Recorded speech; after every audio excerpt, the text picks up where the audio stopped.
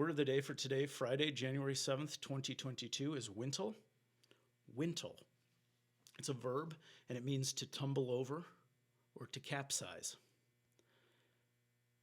The origin on dictionary.com was super interesting to me today. It is connected with one of our previous words, wind, W-Y-N-D. And it also, the origin discusses frequentive. That's frequentive verbs. So that'll be interesting for you, probably.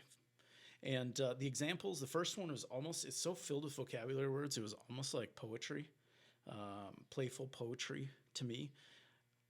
And I've got more words I need to look up as a result of reading that. Didn't really help me because of the lack of those words in my vocabulary.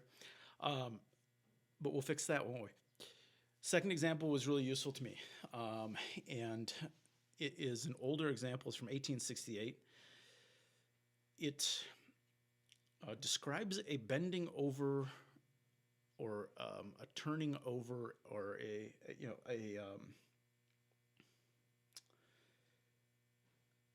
in a way that, to me, suggests sort of a cathartic, reckless abandon, the breaking of a human being's physical composure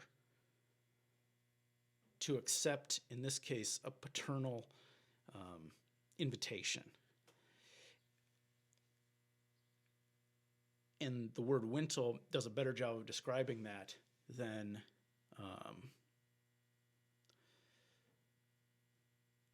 simply bending over, stooping over,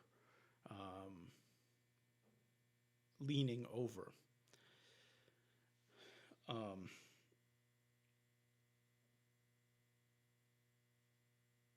Which is appropriate for the moment that the characters or the individual's experiencing in their life. I'm not sure if it looks from the title like it's a biographical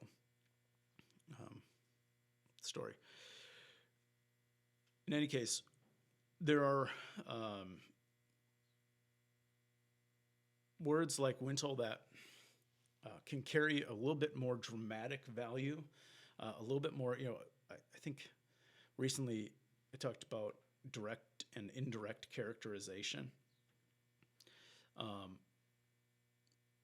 And I think words like wintle allow us to more indirectly describe the emotional state of our characters, which helps us determine the rationale, our own rationale, and the rationale of other writers for using a particular word to describe the action of a scene. And because we're not just throwing vocabulary at people, right? Like, obviously in children's books, the vocabulary that you include is important to consider because you arguably are having an influence on the learning of your readers. But we're not just throwing vocabulary in because, if someone said something, then you just say that they said something.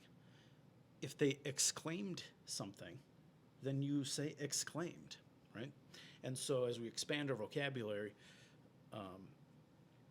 we have to remember and consider the rationale for using any particular word in our vocabulary in that way. Is it useful? Does it contribute? What is it saying versus just switching it up? There's no real need to switch it up just because. The word said, when a character says something, they said it. So you repeat, unless it's significant that they didn't.